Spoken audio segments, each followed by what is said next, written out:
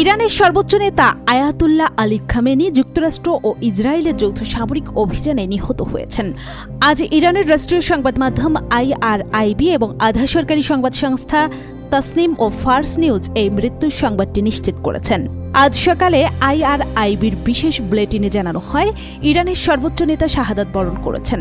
বার্তা সংস্থা রয়টার্সের এক প্রতিবেদনে জানা গেছে, শনিবার ভোরে যখন ইসরায়েল ও যুক্তরাষ্ট্র যৌথভাবে ইরানে হামলা শুরু করে, তখন খামেনি তেহরানের একটি অত্যন্ত সুরক্ষিত গোপন স্থানে তার শীর্ষ উপদেষ্টাদের নিয়ে জরুরি বৈঠকে বসেছিলেন।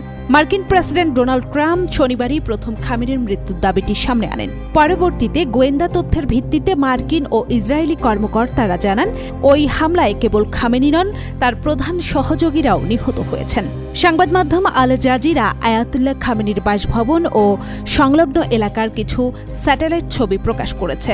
ছবিতে দেখা গেছে, খামেনির সুউচ্চ প্রাসাদটি সম্পূর্ণ ধসে পড়েছে এবং স্থাপনাটির চারপাশ পুড়ে কালো হয়ে গেছে।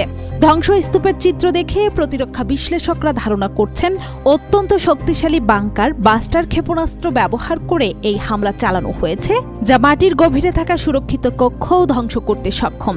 এই ঘটনার পর থেকে ইরানের চরম শোকের ছায়া নেমে এসেছে এবং পুরো মধ্যপ্রাচ্য জুড়ে যুদ্ধের উত্তেজনা এক নতুন মোড় নিয়েছে।